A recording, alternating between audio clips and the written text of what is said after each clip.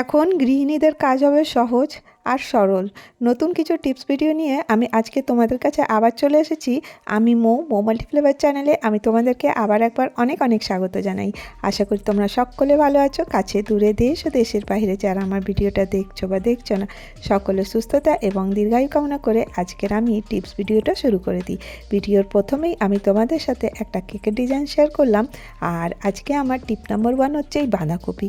শীতকালে অনেক বাঁধাকপি, আর দেখবে সমস্যা এটা হচ্ছে যে বাঁধাকপি যখন আমরা বটি দিয়ে কাটি তো দেখবে আঙুলে কিন্তু কেটে যায়, তো অনেকটা জ্বালা করে, ব্যথা করে। তার থেকে রক্ষা পাওয়ার জন্য খুব শর্টকাটে আমরা একটা খুব ভালো টিপস তোমাদের সাথে শেয়ার করছি, যেটা দিয়ে তোমরা বাঁধাকপি নিমিষের মধ্যে 3-4টে বাঁধাকপি একসাথে কেটে নিতে পারবে। কিলো কিলো বাঁধাকপি তোমরা ইজিলি কাটতে পারবে। তো দেখো, প্রথমে আমি ছুরি দিয়ে এই বাঁধাকপিটা একটু ছোট টুকরো করে নিলাম। এরপরে আমি কি নিচ্ছি দেখে নাও। এরপরে একটা আমি এরকম টাইপের ধারালো গ্লাস নেব, তারপরে জাস্ট গ্লাসটাকে ধরবো। আর দেখো এইভাবে আমি গ্লাসটাকে, যাতে এর গ্লাসটার যেন ধার থাকে একটুখানি, আর তারপরে দেখো এইভাবে আমি বাঁধাকপি কাটতে থাকবো। তোমরা বিশ্বাস করবে না, নিমিষেই কিন্তু তোমরা অনেক বাঁধাকপি একসাথে কেটে নিতে পারবে। আর খুব সহজেই কিন্তু আমরা পাতলা করে করে বাঁধাকপি, একদম কুচি কুচি বাঁধাকপি ইজিলি কেটে নেবে। যারা নতুন গৃহিণী আছো তাদের জন্য কিন্তু এটা খুব ভালো উপায়। তাহলে পরে তোমাদের সময়ও বাঁচবে আর তোমাদের হাতও খারাপ হবে না। তো দেখো আমি এইভাবে বাঁধাকপিটা পুরো কেটে নিলাম। তো তোমাদেরকে দেখিয়ে দিই, দেখো বাঁধাকপি একদম কুচি কুচি হয়ে কেটে গেছে। কেমন লাগলো তোমাদেরকে এই টিপসটা? তোমরা কিন্তু একবার ফলো করে দেখতে পারো। তো দেখো এবারে আমি নেক্সট টিপসে চলে আসি। আমরা প্রত্যেকেই শাখা পরি, দেখবে শাখা কি হচ্ছে এখন অনেক নোংরা হয়ে যায়। প্রতিদিন আমাদের কাজকর্ম করার কারণে শাখা কিন্তু অনেকটা নোংরা হয়ে যায়। ওটা কিন্তু জল দিয়ে বা এমনি সাবান দিয়ে ধুলে কিন্তু পরিষ্কার হয় না।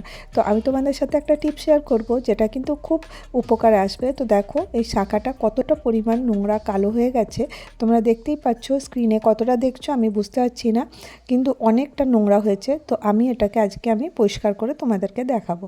দেখো একটা বাটি নিয়ে নিয়েছি এরকম, দিয়ে এর মধ্যে গরম জল নিয়েছি। গরম জলটা একটু বেশি গরম হচ্ছে, তো একটু হালকা গরম জল নেবে, তার মধ্যে দিয়ে দেবে ভিম লিকুইড।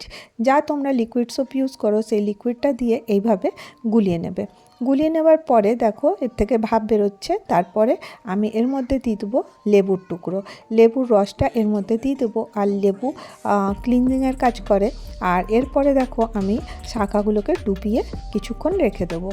আর 10 থেকে 15 মিনিট পর্যন্ত রাখলেই হবে। তারপর আমি ফেরত আসছি। তো দেখো আমি ব্রাশটা নিয়ে নিয়েছি আর শাখাটা নিয়ে, আমরা নর্মালি কিন্তু এইভাবেই শাখা পরিষ্কার করে থাকি। তো তা সত্ত্বেও দেখবে এর মধ্যে কিন্তু শাখার মধ্যে গ্লেজটা থাকে না। যে হোয়াইটনেস গ্লেজটা যেটা থাকে ওটা কিন্তু যতই আমরা সাবান দিয়ে পরিষ্কার করি, দেখবে নোংরাটা তো উঠে গেছে, কিন্তু গ্লেজটা তোমরা কিন্তু পাবে না। তোমরা কিন্তু দেখো এইভাবে আমি দেখো পুরো ভালো করে রগড়ে রগড়ে পরিষ্কার করে দিলাম। তো দেখো নোংরাটা তো সরে গেছে, হোয়াইটও হয়েছে, কিন্তু একটা যে শাখার গ্লেজ আছে সেই গ্লেজটা কিন্তু নাই। এবারে এর আরেকটা প্রসেস আছে, ওটা আমি তোমাদের সাথে শেয়ার করব। তো দেখো আমি এরপরে আমি সেই নেক্সট প্রসেসে চলে যাই। তো আমি এখান থেকে একটা কোলগেট নিয়েছি। এই রকমের কোলগেট আমাদের প্রত্যেকের বাড়িতে থাকে।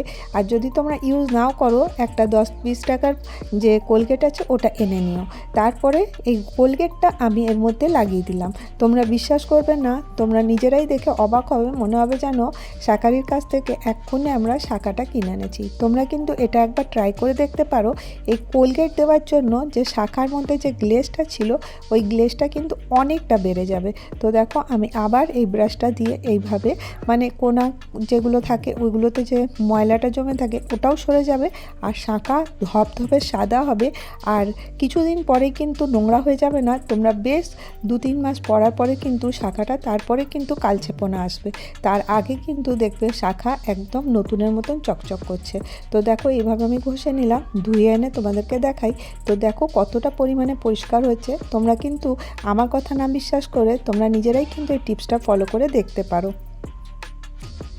এবার চলো নেক্সট টিপসে চলে যাই। এই মটরশুঁটি আমরা অনেক পরিমাণে আজকাল কিনে আনি, আর মটরশুঁটি খেতেও ভালো লাগে, কিন্তু অত মটরশুঁটি হয়তো আমাদের লাগবে না। তো ওটা দেখবে আমরা বেশ 1 উইক রাখার পরে দেখবে মটরশুঁটির যে খোসাটা আছে ওটা কিন্তু গোয়াল গোয়াল হয়ে যায়, মানে একদম পচে পচে যায়। তাতে কিন্তু অন্য মটরশুঁটিগুলোও খারাপ হতে পারে। তো এর জন্য খালি খুব সহজ একটা উপায়। একটুখানি তেল নিলাম, ইটেবল অয়েল, ওটাকে তোমরা সরষের তেলও নিতে পারো। জাস্ট খালি সব মটরশুঁটির গায়ে কিন্তু লাগিয়ে দিলাম। এতে কী হবে, এর খোসাগুলো কিন্তু তাড়াতাড়ি পচবে না।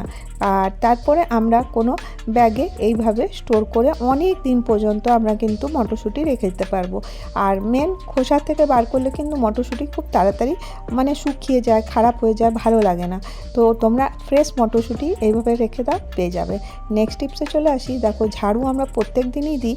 আর একটা সমস্যা কি হয় বলো তো, ঝাড়ু দেওয়ার সাথে সাথে আমাদের যে মাথার চুলগুলো আছে, এই চুলগুলো কিন্তু ঝাড়ুর মধ্যে লেগে যায়। মানে ওটা একটা মানে খুব বড় প্রবলেম হয়, যে ঝাড়ুর থেকে কিন্তু এই চুল ছাড়ানো একটা বড় প্রবলেমের কথা। তো তোমাদের সাথে আমি একটা টিপস শেয়ার করি, সেটার থেকে কিন্তু তোমরা এই চুল ছাড়ানোর থেকে অনেকটা রক্ষা পেতে পারো। তো চলো টিপসটা কি তোমাদেরকে বলে দিই। এখানে আমাদেরকে হেল্প করবে একটা খালি সেফটি পিন। এরকম সেফটি পিন আমাদের প্রত্যেকের ঘরেই থাকে। তো দেখো, একটা সেফটি পিন দিয়ে এইভাবে ঝাড়ুর থেকে চুলগুলোকে আলাদা করে নাও। খুব ইজিলি দেখবে সব চুল কিন্তু এর মধ্যে চলে আসছে। আর চুল থাকলে পরে কিন্তু ধরতেও ইচ্ছা করে না। দেখো কতখানি চুল এর থেকে বেরোলো। তো ঝাড়ুতে খালি শুধুমাত্র একটা সেফটি পিন দিয়ে কিন্তু আমরা ঝাড়ুটা পরিষ্কার করে নিতে পারি। আর এতে কী হবে, আমাদের সময়টাও বাঁচবে, আর আমাদের যে ঘৃণা লাগে ওটাও কিন্তু অনেকটা সরে যাবে। আর কি করা যাবে, ঝাড়ু তো দিতেই হবে, চুল তো পড়বেই। তো এই টিপসটা ইউজ করে তোমরা কিন্তু এর থেকে রক্ষা পেতে পারো। আজকে ভিডিওতে আমি কটা টিপস শেয়ার করলাম। আশা করব তোমাদেরকে ভিডিওটা ভালো লেগে থাকবে। যদি ভালো লেগে থাকে তাহলে চ্যানেলটাকে লাইক করে আর সাবস্ক্রাইব করে আমার পাশে থেকে যাও। ভালো থেকো, সুস্থ থেকো।